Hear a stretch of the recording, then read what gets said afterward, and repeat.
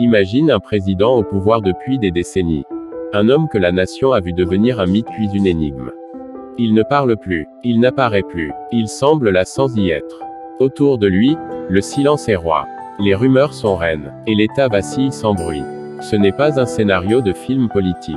C'est une histoire vraie, 2 fois vraie. Une première fois, en 1987, en Tunisie, quand un vieil homme appelé Habib Bourguiba a perdu le pouvoir, sans s'en rendre compte. Et peut-être une deuxième fois, aujourd'hui, en 2025, au Cameroun, avec Paul Biya. Alors asseyez-vous. Ce que vous allez entendre n'est pas une théorie. C'est une enquête. Une plongée dans les arcanes du pouvoir. Et peut-être, dans les derniers jours d'un règne. Novembre 1987. En Tunisie, tout semble calme. Bourguiba est toujours préside. À 84 ans, il règne toujours officiellement mais plus réellement.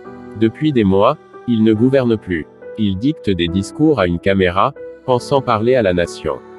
Il croit encore décider, il croit encore être aimé. Mais tout est illusion. Un théâtre savamment orchestré. Son premier ministre, Ben Ali, attend son heure. Le 7 novembre, il passe à l'action. Un certificat médical, une signature, un communiqué. Bourguiba est déclaré inapte. Le pouvoir change de main.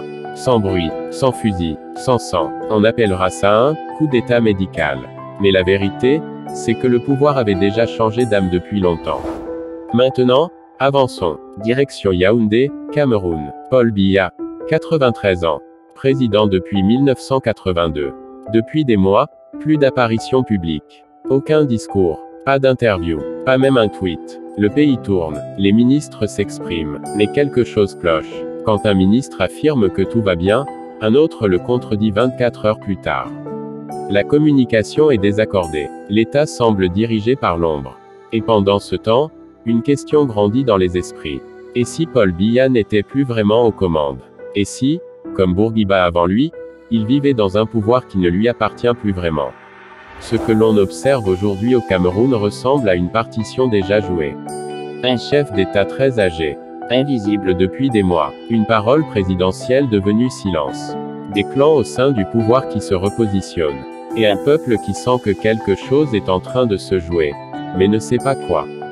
Ce n'est pas une révolution. Ce n'est pas une passation officielle. C'est une transition camouflée, un passage de relais, sans poignée de main.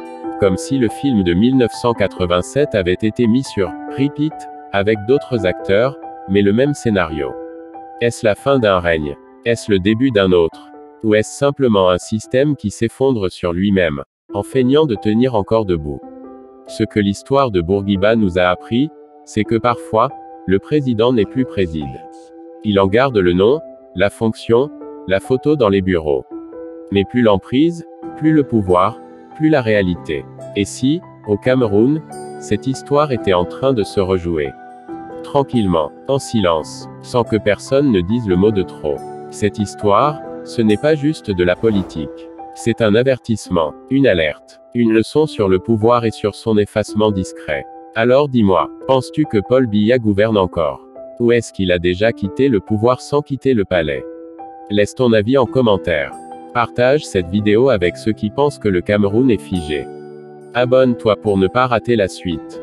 Parce que l'histoire n'est pas terminée. Elle ne fait que commencer.